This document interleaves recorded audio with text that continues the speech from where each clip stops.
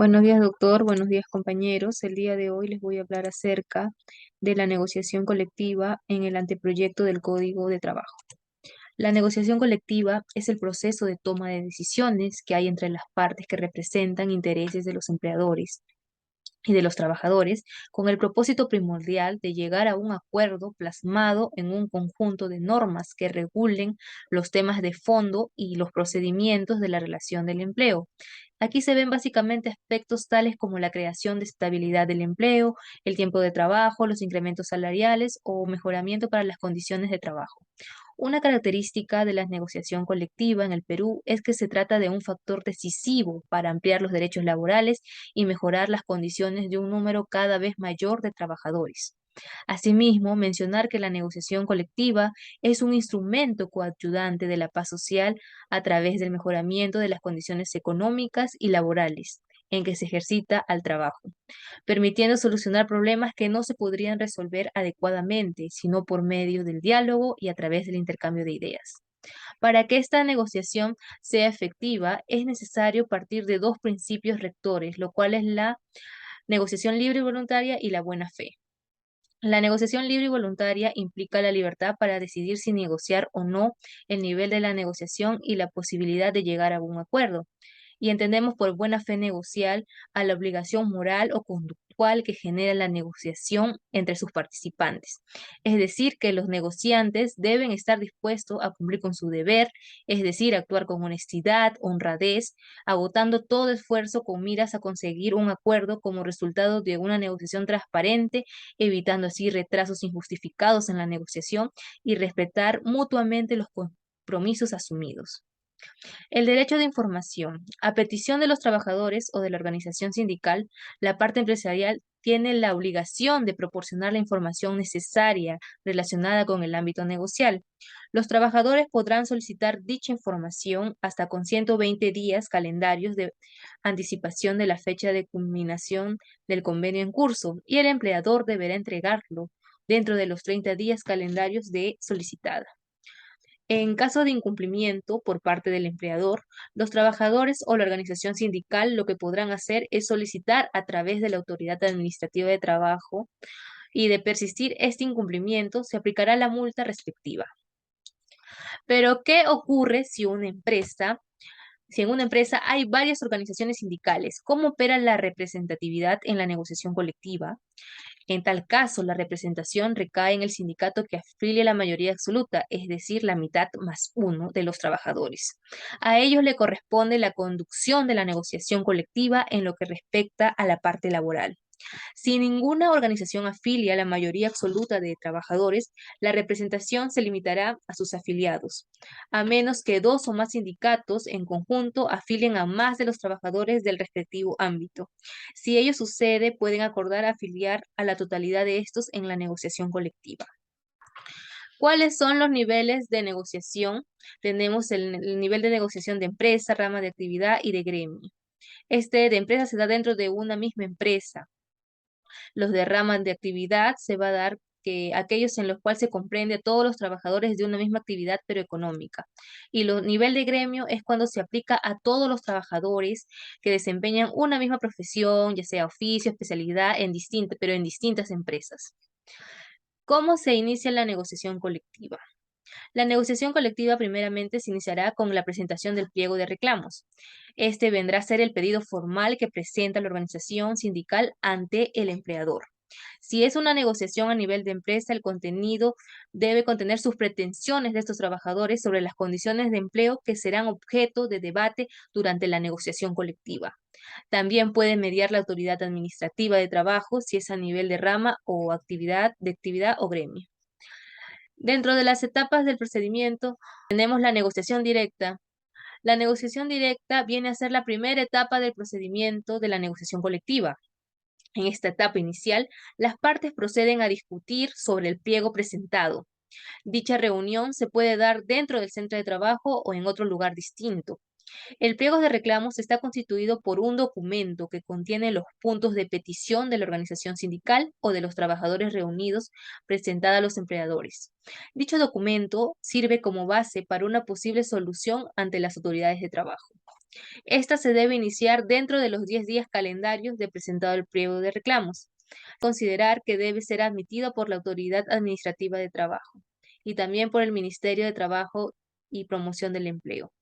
En esta etapa, las partes se reúnen básicamente para buscar una solución al pliego de reclamos.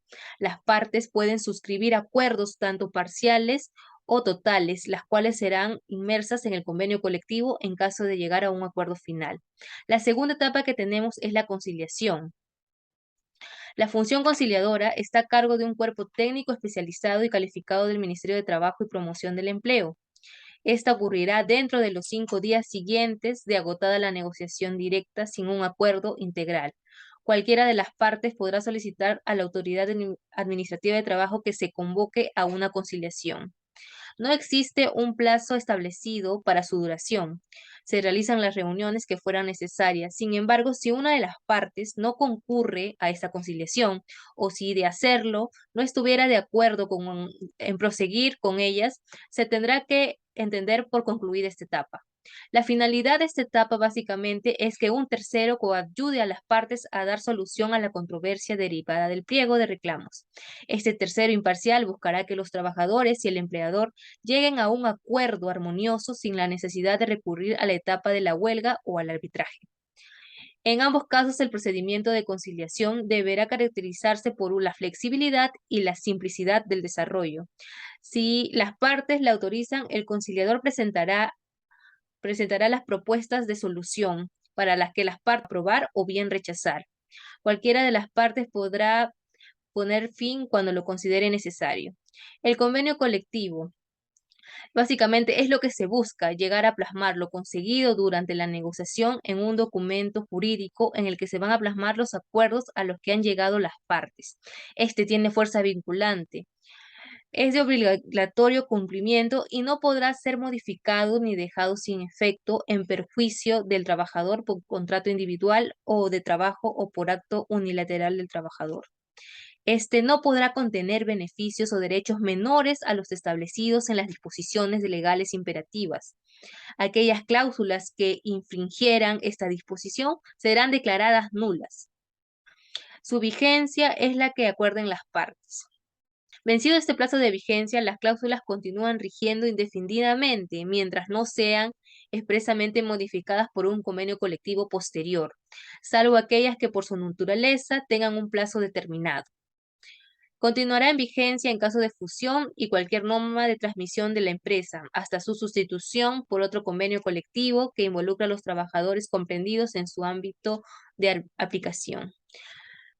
Siempre y cuando no se llegue a un acuerdo durante la negociación directa o la conciliación.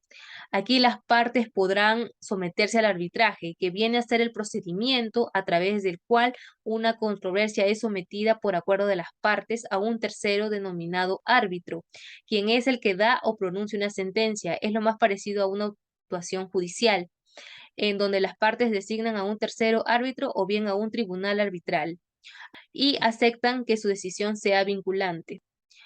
Tiene tres características básicas el arbitraje, que es un mecanismo de solución de conflictos individual o colectivo, que la solución proviene de un tercero designado, ya sea un árbitro o un tribunal, quien emite su decisión, y que la decisión tiene fuerza vinculante por el compromiso adquirido de las partes, poniendo fin así a la controversia.